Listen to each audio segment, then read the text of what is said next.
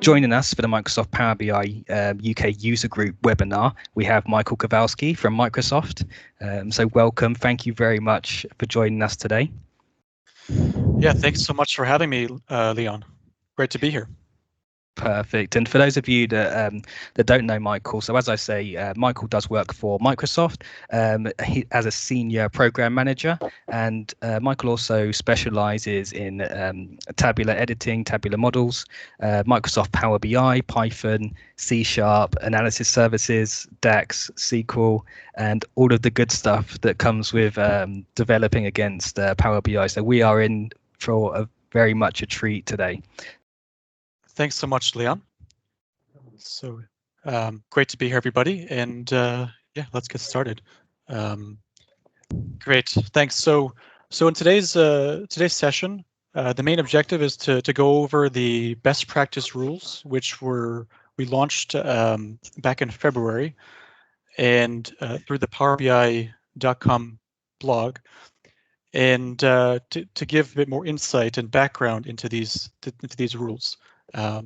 Now, these rules were curated through the work of working with enterprise customers over the course of years, like dozens or many customers, and so we've come up with about 50 or 60 different rules which apply to any sort of tabular model or Power BI model, whether that model is based in Power BI Desktop, it's an SQL Server Analysis Services model, Azure Analysis Services, or Power BI Premium. So these rules are meant to encapsulate all of those different scenarios, really every scenario for Power BI. So there are some rules which are dedicated to performance, and there are other rules which are more aesthetic or design oriented. Both are important. Naturally, the performance ones would probably be of the most importance if we're to rank them. That being said, let's get into the tool.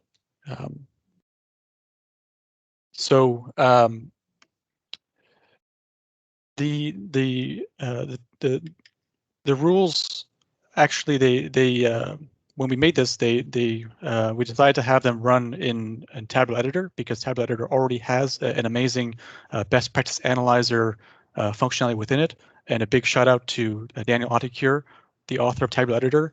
If not for his tool, this would not be possible. And so I'm just going to navigate over to the GitHub site, which has actually has the file. This is linked within the blog post, and there's several ways to actually load these rules in Tabular Editor. I like the automated version.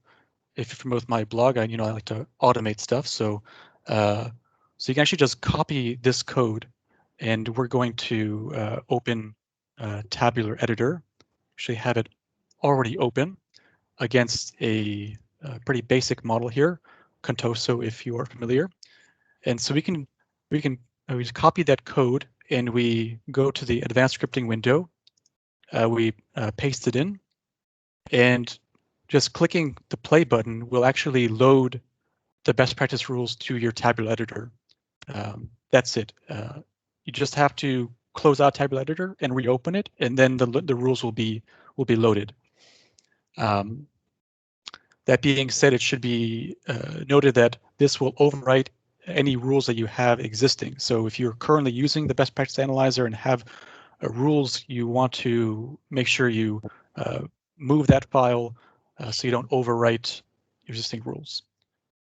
And kind of while we're here, a cool feature of Tabular Editor is that you can actually save these types of scripts, as they're called custom actions. So if you don't want to go back and copy this little script from GitHub or the Power BI blog, you can save the script. So doing that just by clicking the plus sign, and we can give it a name. Say, for example, load BPA rules. And we'll click on the model and click OK. And now we can just delete this, And if you go to samples, custom actions, we now have this load BPA rules. We can click on that and it generates that the same code. So you can just click it and get the latest rules. Now we released this in February, as I mentioned, and we'll be making updates to it. In fact, we have some updates which will be coming out hopefully pretty soon. So new rules and some upgraded rules. And so this is a way to always ensure that you have the latest rules. Michael, sorry, with that, can you just go through for our audience some of the benefits of using the best practice rules? Yeah, so these rules are not meant to cover every scenario for Power BI, but it's meant to be a kind of first swing at establishing a baseline for your model that it abides by some easily codable and codifiable best practices. You can go and read tons of blogs and articles, and that is highly recommended. But what we've done here is try to synthesize all of those best practices, or as many as that we could put into actual code as these rules, and so have the model scan it automatically. So this does not mean that if your model checks out to all these things that you can ignore, going into DAX Studio and trying to optimize your measures and DAX and that kind of stuff. You still have to do that, but this is meant to just be that first level of defense to ensure that your model meets at least a certain standard. So I want to quickly just demonstrate how this works if you have a model built in Power BI, because right now, as you can see, I have this just using a BIM file in Tabular Editor. But here as an example, I have a model built in Power BI Desktop. And if you have Tabular Editor installed, you can navigate to the External Tools ribbon, and Tabular Editor will be here. You can just click that. There will be just a brief warning for you that you have to accept. This is the warning that certain features are not supported when you're making changes in Tabular Editor and going back to Power BI Desktop, but you click OK. And as you can see here now, this specific model here is loaded and can be analyzed in Tabular Editor. One quick note here: if you're doing this method with model on Power BI Desktop, you have to go to File Preferences and set this Allow Unsupported Power BI Features Experimental. If you don't do that, you won't see all of the settings that are available in the best practice rules and within Tabular Editor. You just have to be careful if you're doing this with a Power BI desktop model, because there's some changes that are not allowed to be made going back into Power BI Desktop, and that's documented pretty well online. Now now that we've loaded the rules, let's actually get into running the tool. So there's actually two ways to run the tool. You can to run the rules. You can go to actually File Preferences and check this background scan for best practice issues. Now, checking that will constantly, throughout while you're using Tabular Editor, it will constantly check your model to make sure for these best practices.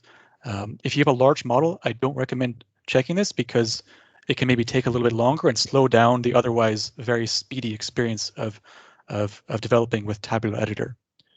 So I'm not going to check that.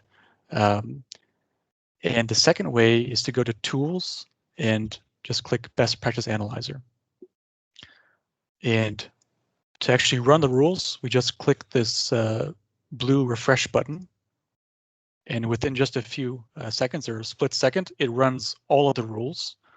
And I like to just collapse it so we can see all the rules and all the different objects that broke those particular rules. So as you can see here, the rules have categories, so you can see a breakdown of which types of rules have been broken in this particular model.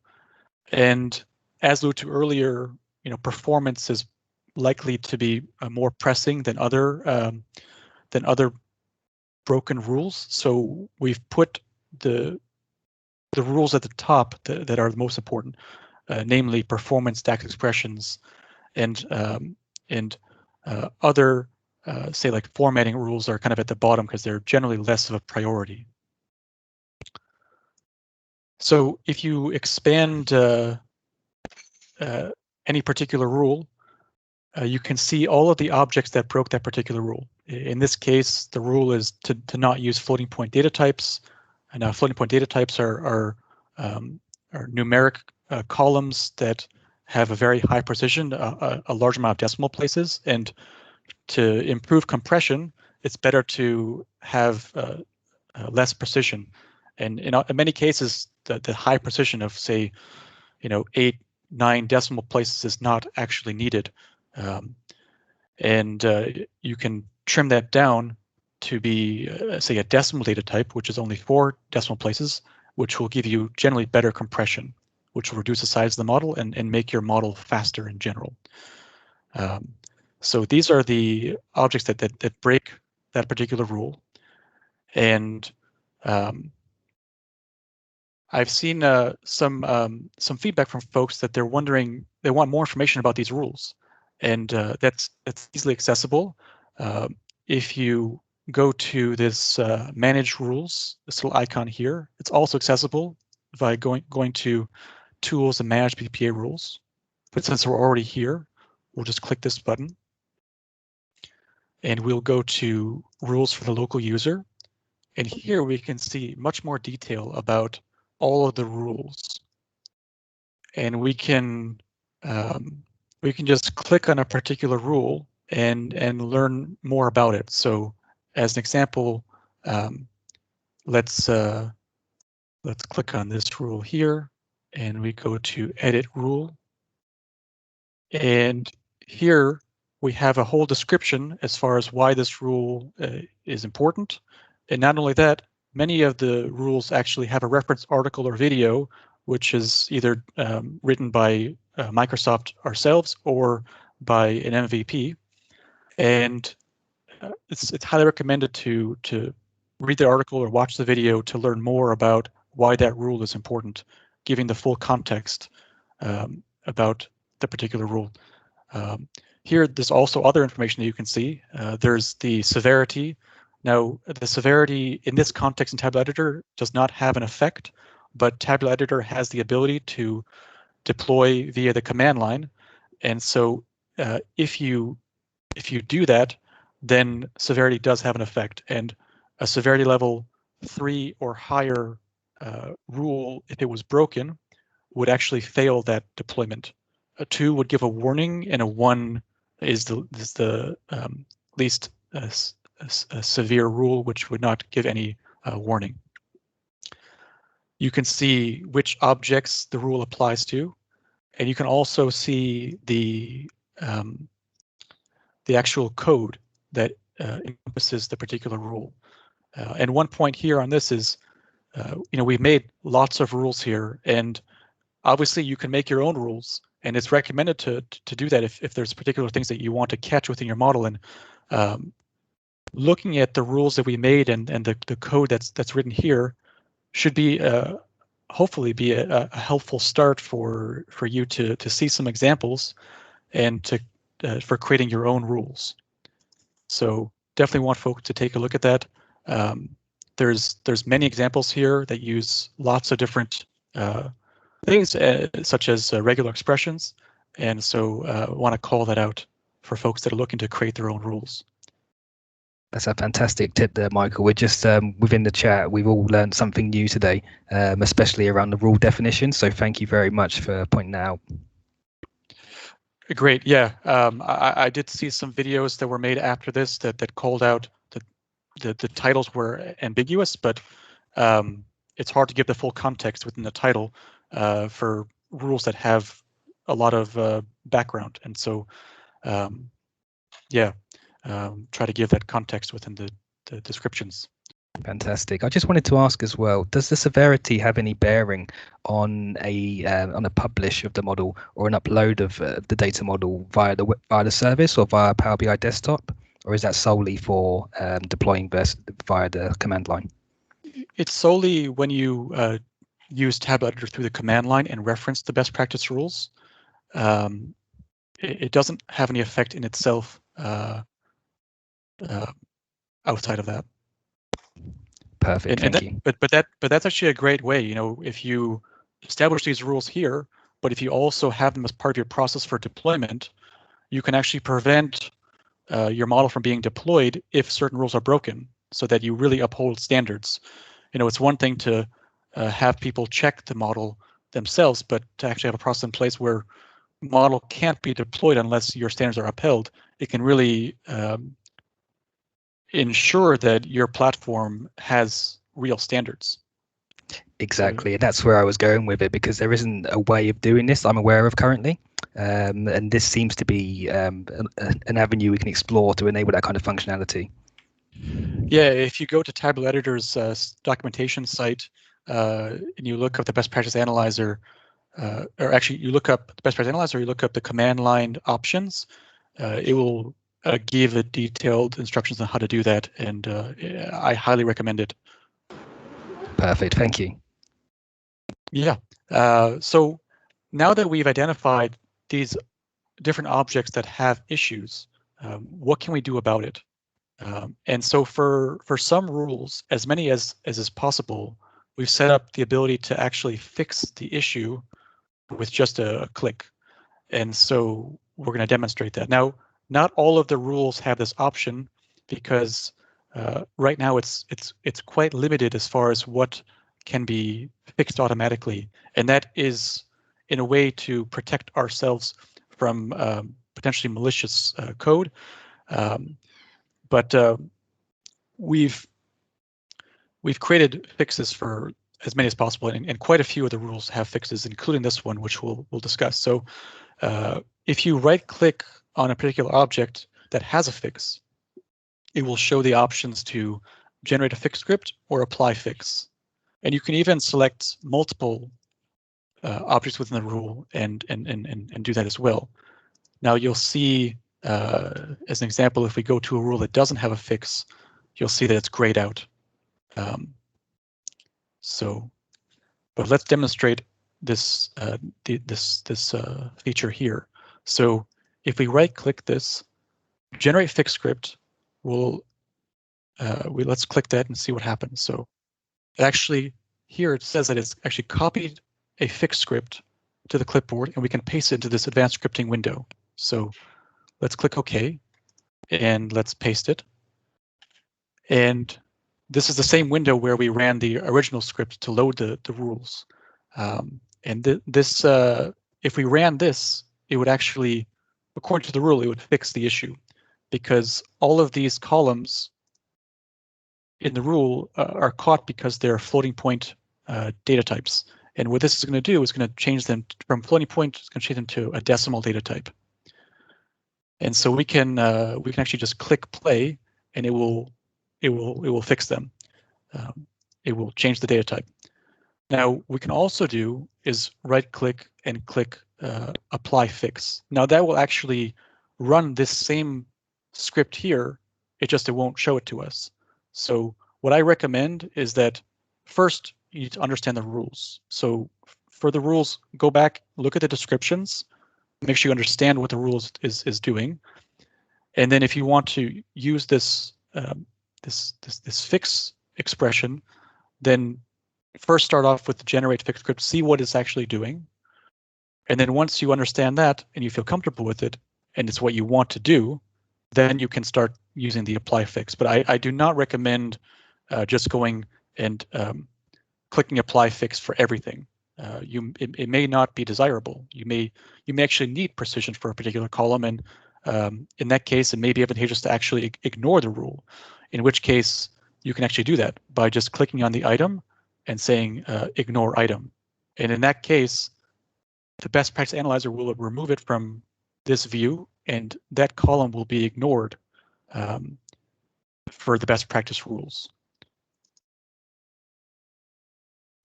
Now let's show this script actually in action. So I'm going to go to, let's say, this fact exchange rate. and the average rate column. And you can see here that it's a floating point double data type.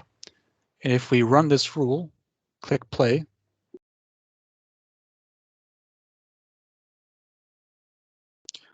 you can see now that it's been changed to a decimal, a currency. And so this, according to the rules, has been fixed. This will reduce the precision and make the column compress better. Now, in case you did something by accident, Tabular Editor has a great feature with undo, which you can do either file or edit undo, or you can just do Control-Z. So if you press Control-Z, go back to average rate, and you'll see it's gone back to double. So that works for either if you're making any change in Tabular Editor, whether you're using the advanced scripting or you're doing the apply fix, or literally any change you're making in Tabular Editor. Additionally, just want to call out, if we'll just run the script one more time, that there is also the option to show history, where you can actually see all the different things that have been done in Tabular Editor, which is pretty nice. And you can see they're bounded in this case by this begin batch script and end batch script, so you know that they were all run as part of a particular script.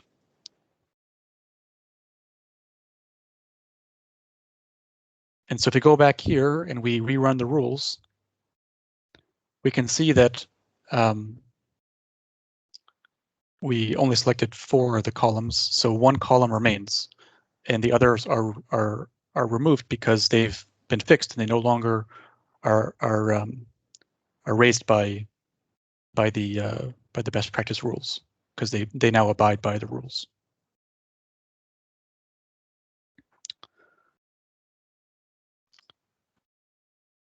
Okay. Now I want to mention that some of the rules are more important than other rules, in that the like performance and say DAX expressions are more important than say formatting rules. But I want to give a caveat to that, because in some cases there's kind of an indirect effect. So as an example, there is a rule which seems pretty innocuous, and it's under formatting. Say, actually a few rules here: hide fact table columns and hide foreign keys. Now, like, how would this improve performance? Seems like it wouldn't improve performance. And you're right, hiding a column is not going to improve performance. But these have an indirect impact on performance, and I'll tell you why. There are other rules that actually look for hidden columns. And if you don't hide these columns, which should always be hidden, foreign keys are not really used in the model for an end user and should be hidden. And fact table columns as a best practice should also be hidden. So there are 2 rules specifically which do impact performance and look for hidden objects. And those rules are, one of them is the remove unnecessary columns. If you go to edit rules,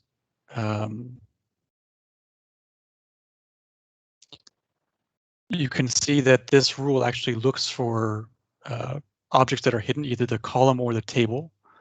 So it determines whether a column is unnecessary if it's if it's hidden, or the table is hidden, if it's not referenced by any measures, not using any relationships, etc., then it's not deemed actually necessary. You can remove it and save space within your model.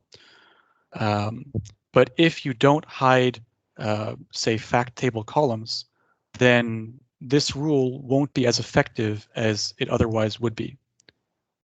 And the same thing for another rule.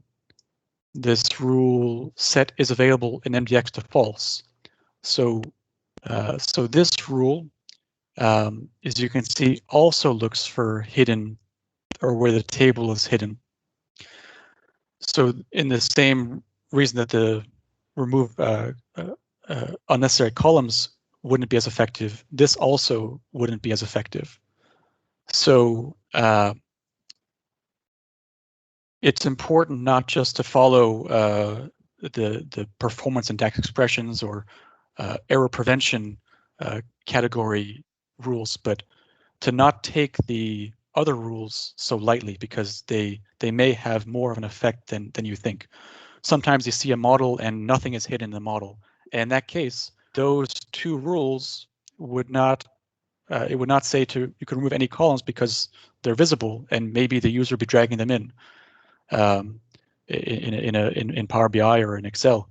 And so following some of these seemingly more less important rules will actually have be advantageous for you as well with regard to performance.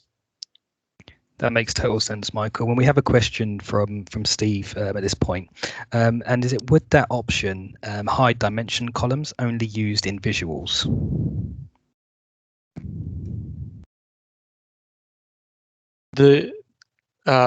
So it hides fact table columns, so it's only looking at fact tables, and I mean, you can look at the rule and see exactly what it does, right? And then foreign keys is foreign keys on the from side of a relationship that's used in a relationship. So if we go to so it's not looking at dimensions, it's only looking at facts, the hide fact table columns. And a fact in this context is defined as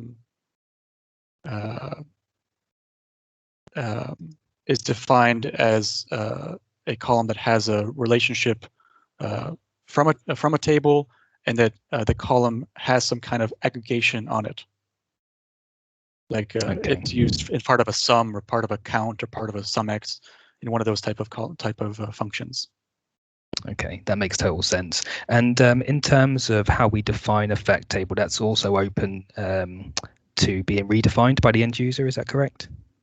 I mean, you can edit the rule and change the rule, but that's not exactly. Other than that, it's not really editable. It's kind of tricky. I mean, these rules are, if your model is like a snowflake schema, which is not recommended, then defining a fact table is a little bit trickier because of the relationship structure. But this kind of second aspect of this rule that looks for if the columns are actually aggregated using a aggregation function like sum or count or average, or then that kind of helps to define it as a fact table. I mean, generally speaking, you're not going to have a sum or count on a against a dimension column. It's less likely. It may happen, but it's less likely. Okay, that's perfect, why it's important to really. I mean, these rules are like a best shot at it, but you really want to take it every case individually and make sure that it really applies. It's not easy to create generic rules that are good in every situation. We try to do our best here, but it's not particularly easy. So. Oh, of course, that makes total sense. And we just have another question from Ricardo as well.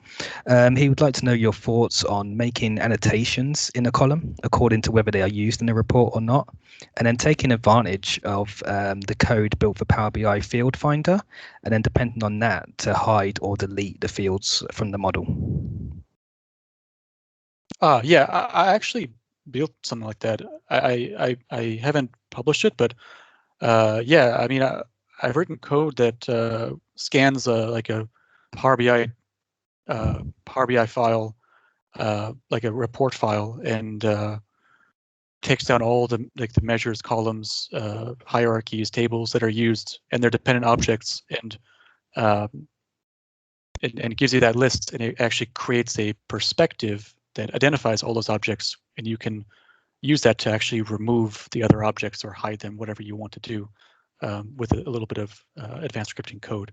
So yeah, that's a great idea, and definitely recommended. So fantastic, thank you. And it sounds like we just got a bit of insight into a future release there as well. So thank you, Michael. Yeah, just so you know that to do that, it leverages kind of some things that are not supported, because the report metadata is not a supported editable object in Power BI. Okay, that makes total sense. Thank you. Okay, so I want to go back to the rules here and mention that actually we'll go over here. There are some rules. The rules are listed here, and there's some rules with an asterisk, and those rules are a little bit special. And there's instructions here, both on the PowerBI.com blog post as well as on GitHub about those rules. And those rules leverage. First of all, they leverage Vertipack Analyzer data. For those of you not familiar with Vertipack Analyzer, I highly recommend looking it up and taking advantage of this fantastic tool provided by SQL BI. So they leverage that data, and we have to load that data into Tabular Editor. And some of the rules, in fact, require an additional script to be run. So I want to demonstrate that, and because I think there's a fair amount of folks that are using these rules, but maybe not taking advantage of this extra feature. So let's show how that's done. And so if we go here to here, we can see that first, to load Vertipack Analyzer data, there's two options. We can either load Vertipack Analyzer data directly from a server, or we can load it from a VPAX file. So I'm going to take the one directly from a server. So there's instructions, which I have a blog post about for both of these, and a script for both of them as well. So let's just go to the script. And for this, you have to be connected to live to an analysis services instance, whether that's a Power BI desktop file or an analysis services instance, or SSAS, Azure AS, or Power BI Premium data set. And so this is the code that we're going to run. So I'm just going to click on raw and copy all this code. Now, don't be intimidated by the code. I know there's this whole thing now about low code, no code situations, and this seems like the antithesis of that. But don't worry, you don't need to change anything. You just need to click play button. So try to make it as easy as possible for folks. So here I have the same kind of Contoso model, only I'm connected to my SSAS, my SQL Server Analysis Services model directly. And that's done by this open a tabular model from existing database. And so I'm going to go to the same event scripting window and paste in this code. And as I said before, all you have to do is click play.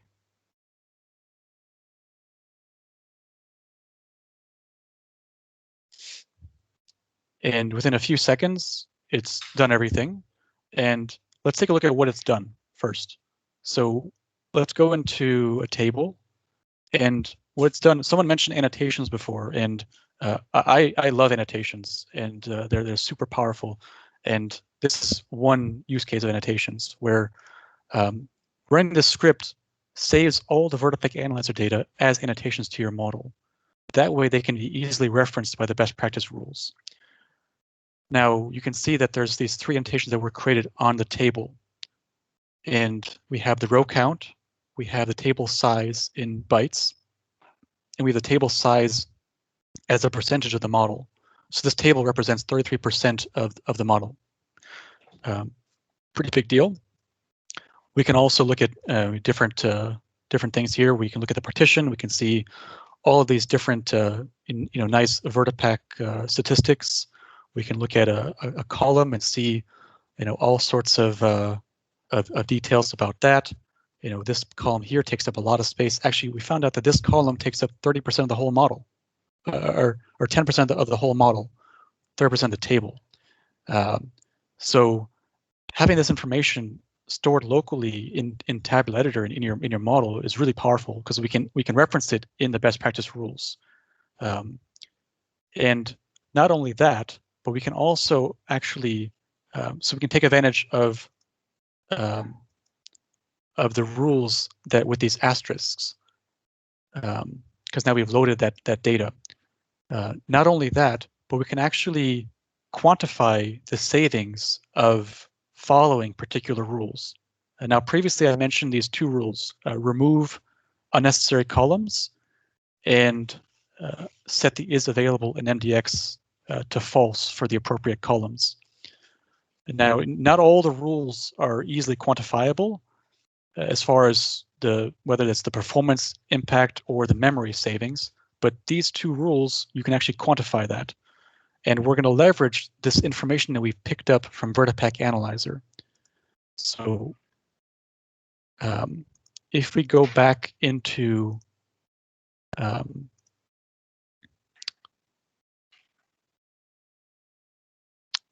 if we go back here to GitHub, we have this link here, this post, where I talk about this, what I'm going to talk about now, for quantifying the savings of following specific best practice rules. I recommend you go to this link and you'll find out more details, which we'll talk about right now. But I'm going to navigate to where that goes to, and it is these two rules here, these two scripts here: remove unnecessary columns and set is available in MDX. And this is on just another GitHub repository within my repository. The link is, we'll put the link in the chat, but the link is also available on that blog post. So let's just take one of these scripts and let's copy the script. And so we'll paste the script in here. So as I said before, we can actually quantify the savings. In this case, we're quantifying the memory savings of following this particular rule. And this rule is removing unnecessary columns. So this will tell us how many bytes we can actually save by removing all of the columns that are necessary. And then the second output is saying each column within each table that we could remove, how many bytes it is that we would actually save.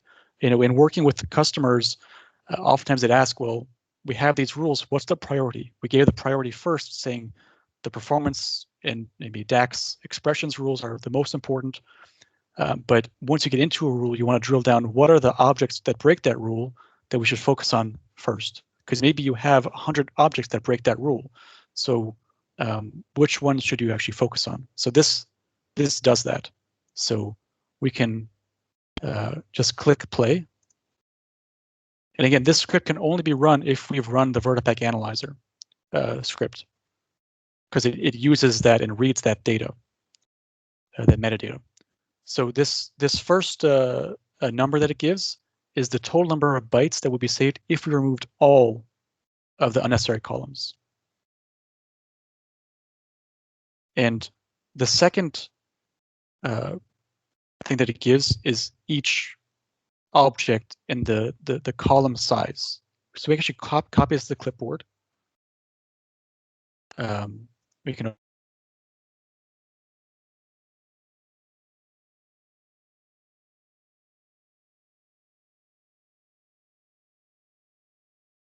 actually prioritize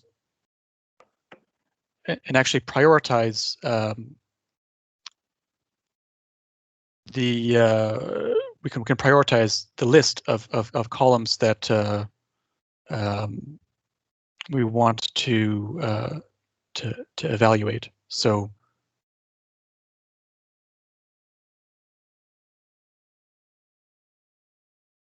we can paste that in here, and we can order it, and we can find out very quickly that, you know, these columns at the top are going to be the columns that we would want to focus on, that we could remove. If we remove them, we could get the most benefit because they get the most memory savings. That's fantastic there, Michael. And that's going to be a game changer for me. I wasn't aware of this myself personally. One question I do have is how do we define an unused column within the model? Yeah, so if we go into the best practice analyzer and let's just run the rules, and we go into here and we find that that's under maintenance. Click on the rule. And so here we can see the definition. And the definition, you have to kind of read the code, but it's generally, pretty straightforward. So it means either, so for any column, whether it's a calculated column, calculated table column, or data column, if that column is hidden or if the table is hidden, which means it's not going to be used in a visual because it's hidden. If it's referenced by nothing, which means it's not referenced any measure, it's not the column's not summed up by into a measure or something like that. It's not used in any kind of relationships as a foreign or primary key. It's not used for sorting. It's not used in any hierarchies, and it's not used as any kind of row level security. That encompasses pretty much every situation where it could be used for like a valid use case. If it's not used in any of these purposes, it serves no real function in the model and can be removed and no one would actually notice. A lot of times people will bring in the whole data warehouse into their model with all the columns and a ton of them are not actually needed, and you get a bunch of the model bloats up and then it doesn't fit into memory and performance is bad and people wonder why. Well, this rule alone is one of the best rules here. It's following just this rule can make your model much better. It can reduce the size of your model, which then can reduce, also reduce your costs. Maybe you can actually go to a smaller machine. So there's a lot of potential savings from these rules, and it's not just performance, it's not just memory, it's also monetarily. Like you can save money. So there's a lot of reasons to follow these rules. So. Yeah, I totally agree. And we do have a couple of questions from the group at this point. So we have Sarah Vanan, who asks, how many calculation groups can be created in the model or looping features available for multiple groups? As far as I'm aware, you can create any number of calculation groups in your model. I don't think there's a limitation on it. Obviously, you want to be careful and not clutter your model and only have things that are actually necessary in your model. So I wouldn't go overboard. Totally agree. And we have another question from Francisco, and he said that he's tried one of the rules, the do not use floating point data types rule, and it seems it changes the data type after loading the data, so not via Power Query. And he asked, does this have an effect on performance during a data load? It's an interesting question. I mean, so it in this case, yeah, it actually it would maybe have a slight impact. Honestly, the best situation to do here, I may put this fix in place, but it may be a better situation better idea to actually change it in your data warehouse, like that column to make it. I don't know if you want to cast it as a currency, as a specific data type, so it's not a floating point data type. That way, when it's loaded into the model, you don't have to make this change. It will come in naturally as a currency, and there won't be any extra overhead for trying to reduce the precision. But I think it's generally pretty minimal. I don't think that would be. I obviously have to test it out. I haven't tested it, but I don't think it would be a really deal breaker as far as performance for processing the model. Yeah, that makes total sense. Thank you for answering that. And one last question from Rishi, which is, how does this work with shared data sets? I mean, this here is really, it doesn't matter, if the model is a shared data set, not a shared data set, if it's from Power BI Desktop or from any variation of Tabular. I mean, this is applicable in all scenarios. So any Power BI or Tabular model can take advantage of this feature, whether it's actually published or not. We have it in your local Power BI Desktop. You haven't published anywhere, you can still run these rules as long as you have Tabular Editor installed and you load the rules. Perfect answer. Thank you very much.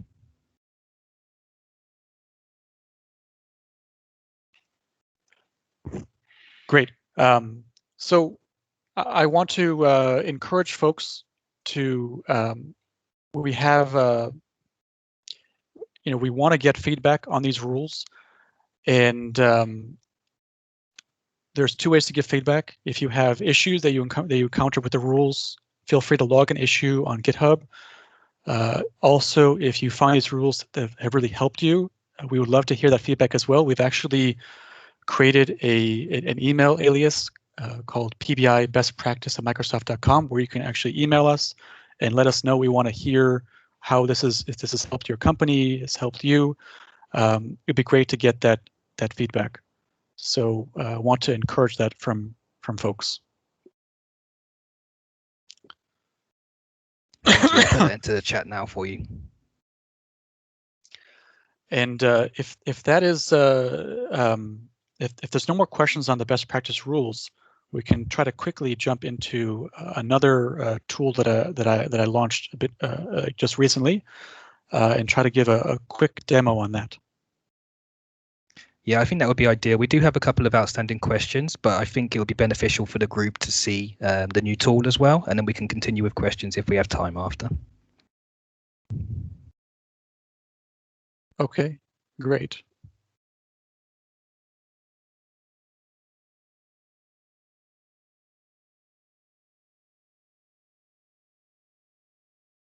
Just hang on one moment.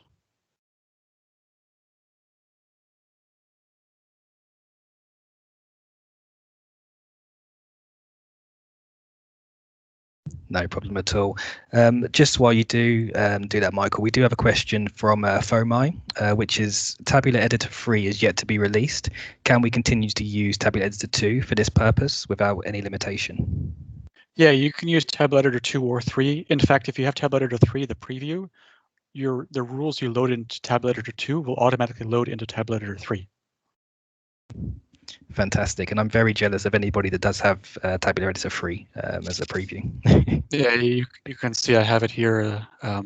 Yeah, pretty amazing tool. Got a lot of neat new features. So, yeah, curious to see when it gets released. Oh, definitely. So I want to jump into this next tool. So just a few weeks ago, I launched this tool called Processing Manager.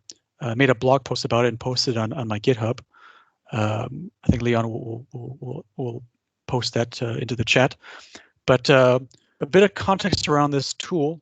So I created this tool as a way for allowing additional flexibility and ease of management for processing large and more complex tabular models.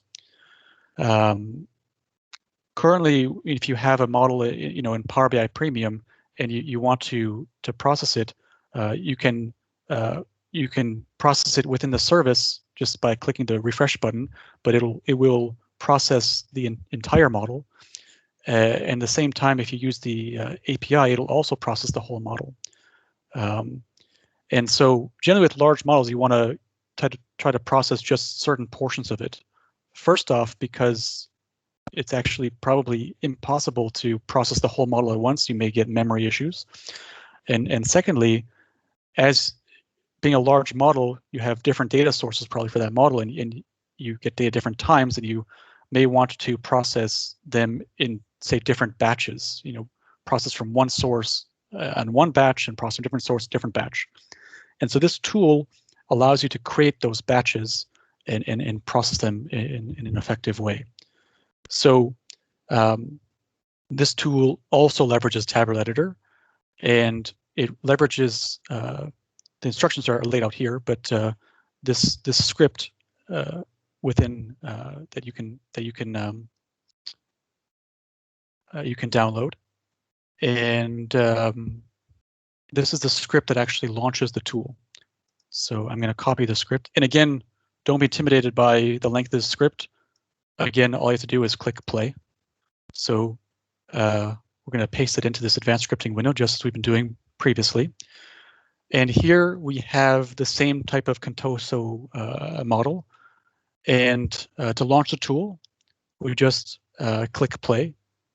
I'll show you just briefly that you know, some of the tables have multiple partitions, and so this would be a better use case for this particular tool.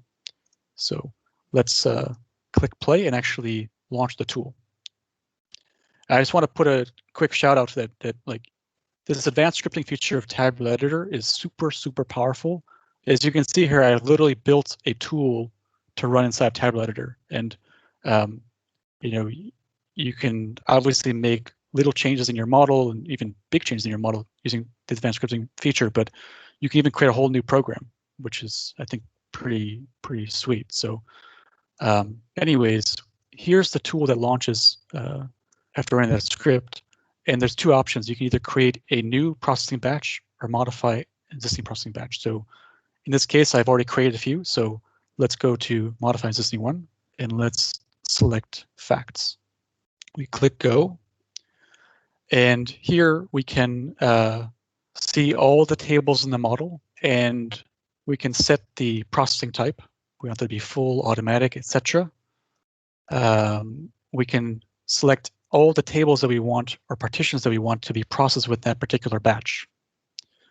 Just by clicking on a particular object and just clicking save, that will save this kind of metadata information back to your model. Not going to process anything yet, but it will save the instructions back to the model. You know, we can click on different partitions and have those processed or saved to be processed.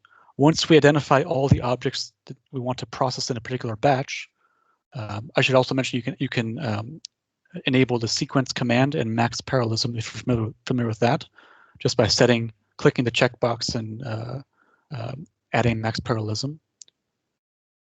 So once you save it, you can go to the next step, which will detail out all of the objects which are to be processed in this particular batch, as well as the processing type.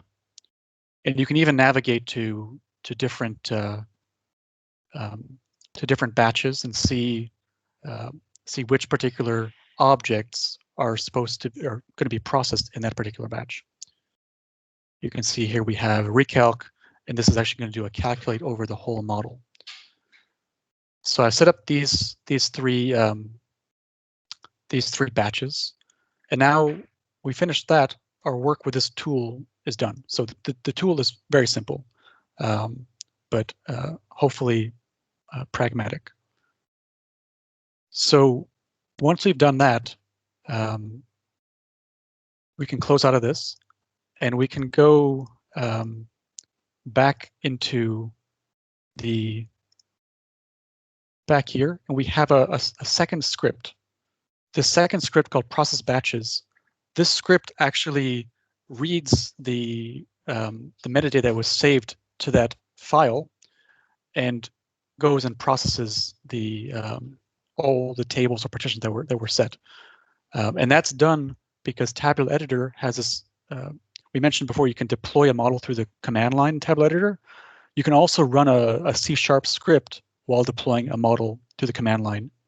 And it turns out you actually don't have to deploy a model to run through the command line. You can actually just run a command line to run a script. And so that's what we're doing. No deployment, just running the command line and executing a script. And that script is this process batches.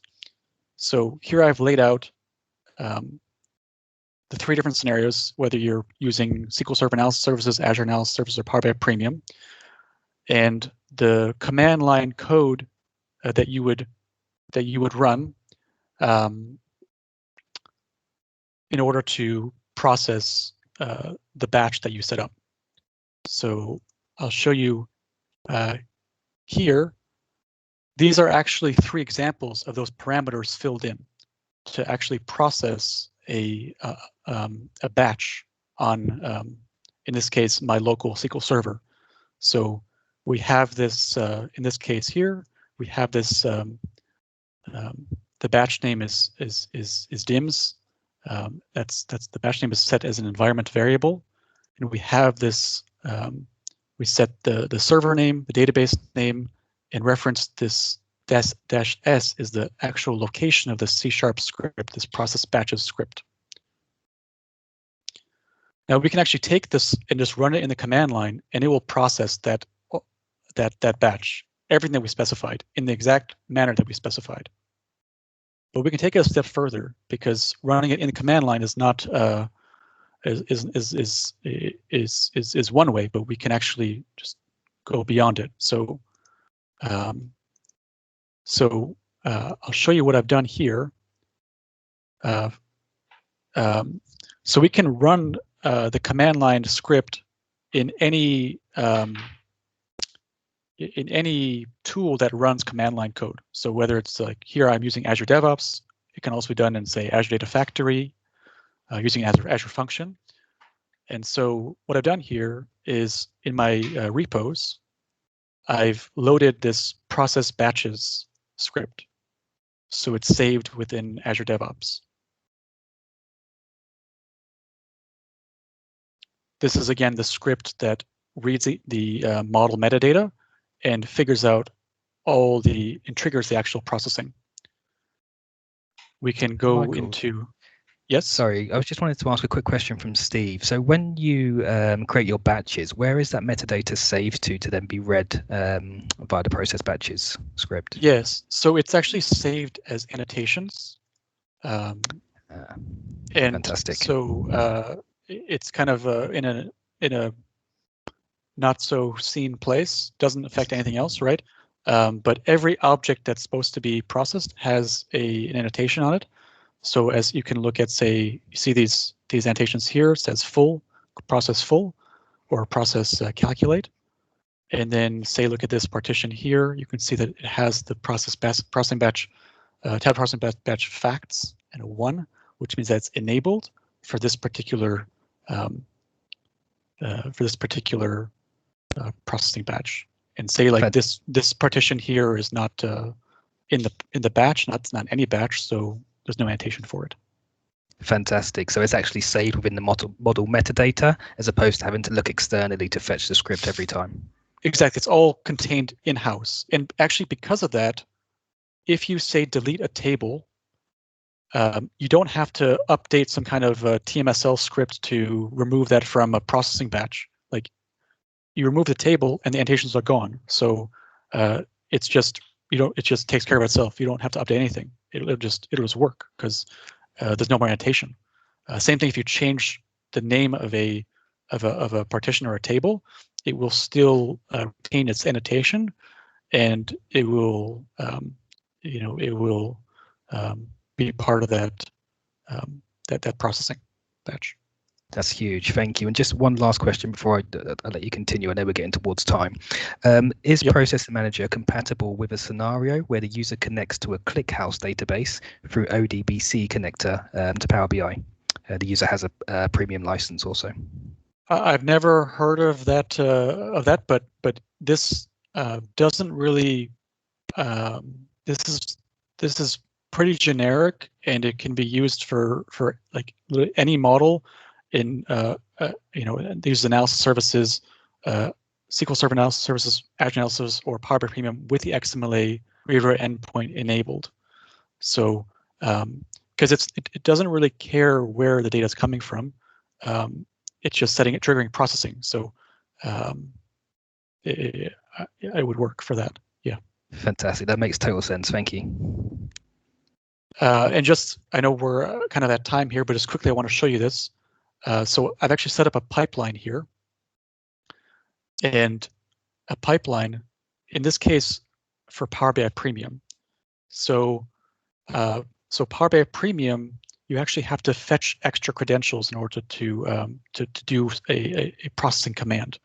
So what I've done here is I set up an Azure Key Vault to contain the secrets for the workspace and the premium account, the Azure subscription. And once we fetch those secrets, we can reference them in this particular step. In this step, we have the same command line code that you saw on GitHub, only for Power BI Premium. Again, referencing the process batches C# script, taking into account the client ID, tenant ID, client secret, which are taken from the Azure Key Vault. It has the environment variable, which we have as dims here, and it references Tabular Editor, which we've loaded into Azure DevOps.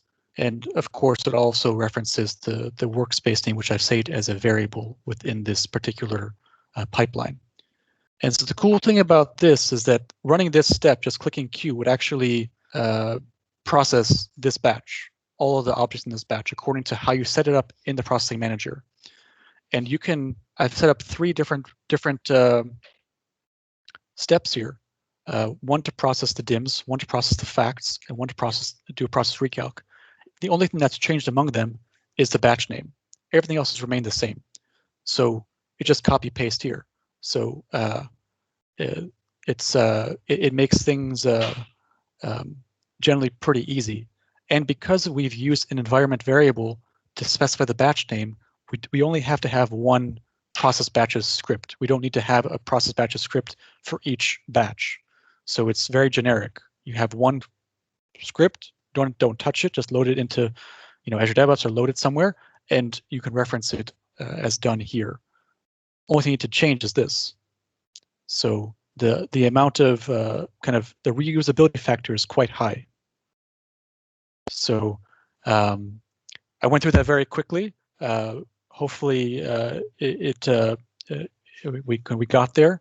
If you have additional kind of questions besides this call, we can also go to my blog post on this, as well as GitHub, where it has all the instructions and actually goes through this scenario of Azure DevOps as an extension of the processing manager. And yeah, thank you so much. That's absolutely fantastic, Michael. This was a very, very insightful session for myself, and I'm sure the rest of the group also. We do have a quick question in terms of the DevOps pipelines, and are you able to share the YAML at all for this pipeline? So in my blog post, I've shared this code, and not just screenshots. I've actually copied the code out, so you can just copy and paste that into yours, just kind of changing around a few things. But I presume that I could also get the YAML as well. I mean, pretty easy just by clicking this button, thankfully, and share that as well. So. Oh, fantastic! We really appreciate that, and I think that everybody in the group, we need more time with you. I mean, we spoke before the call about hopefully arranging something again in the future, because this is a subject that needs exploration. Power BI is now coming into a shape or form where it's becoming an analysis services competitor at the enterprise level, and enabling things that we've had available to us for analysis services for years by scripting changes is absolutely massive. And thank you for your hard work on delivering the tools to help us do that. Absolutely. Thanks so much for having me. No problem at all. So thank you everybody for joining in with this webinar from the Microsoft Power BI UK user group, and we look forward to seeing you again soon. You could have been anywhere in the world, but you've been here with us. So thank you very much again. Stay safe.